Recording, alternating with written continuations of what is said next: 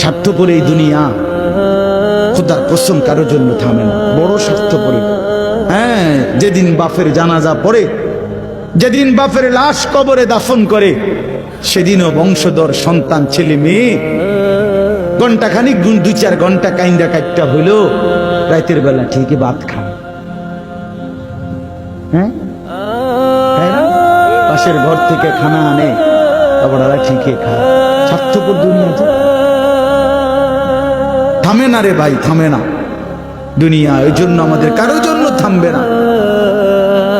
তুমি আমি মরে গেলে শেষ। আবারও বলছি কথা, আমি মরে গেলে এরপরে পৃথিবী যত আধুনিকে হোক না কেন, আমার কি কথা বুঝছিনি? আমি মরার পরে যদি সবার ঘর স্বর্ণের বাড়ি হয়ে যায়, তো আমার লাভ হইল কি? আমার মৃত্যুর পরে যদি সব মানুষ আধুনিক হইয়া সাঁদের দেশেও জায়গা, আমার ফায়দা কি?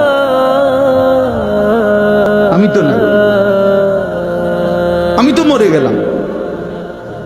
যে কবরে চলে গেল সে কি আর ফিরে আসবে?